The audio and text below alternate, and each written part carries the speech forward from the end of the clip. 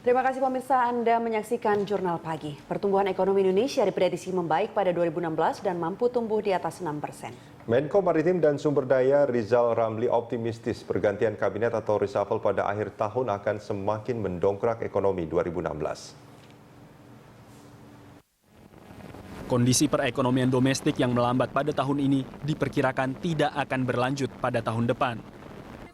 Bahkan Menko Kemaritiman dan Sumber Daya Rizal Ramli optimistis ekonomi RI pada tahun depan mampu tumbuh di atas 6%. Keyakinan tersebut ditopang dengan diluncurkannya 6 paket kebijakan ekonomi yang dinilai akan memberikan dorongan kuat bagi pertumbuhan ekonomi dalam negeri mulai tahun 2016.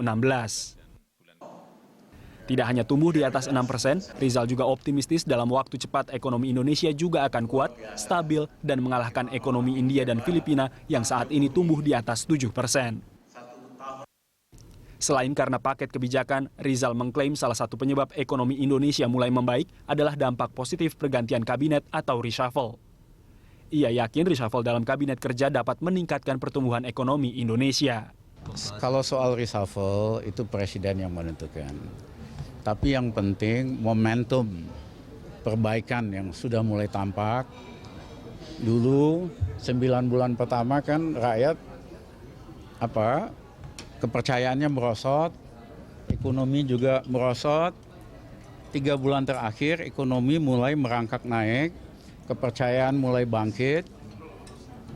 Karena Pak Jokowi melakukan reshuffle yang pertama. Dan itu perlu dilanjutkan di dalam bidang ekonomi agar supaya kinerjanya bisa lebih bagus tahun depan seperti saya katakan supaya ekonominya bisa tumbuh di atas 6%. Ekonomi itu sektor mana? Sementara itu, Center of Reform on Economics atau KOR Indonesia juga memprediksi ekonomi RI pada tahun depan akan lebih baik dibandingkan tahun ini yang melambat. Pada tahun depan, konsumsi pemerintah dinilai akan lebih baik dibandingkan tahun ini dan akan menjadi salah satu pendorong penting pertumbuhan ekonomi tahun depan. Untuk yang mana? Yang 4,7?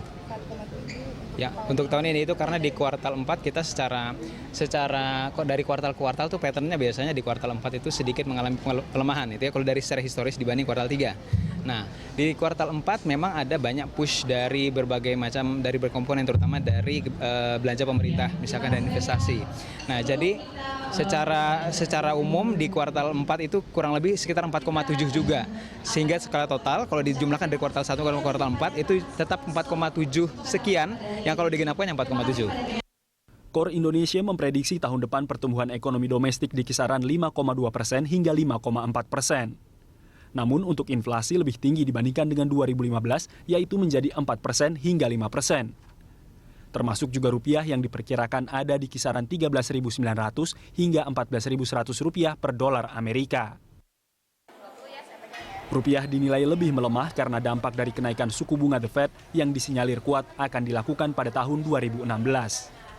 Selain itu, ekspor Indonesia tahun depan diperkirakan masih tertekan karena faktor global, seperti perlambatan ekonomi Tiongkok, tekanan di pasar keuangan akibat kebijakan The Fed, dan penurunan harga komoditas global. Anggia Kusumawardaya, Indarmawan, Berita 1, Jakarta.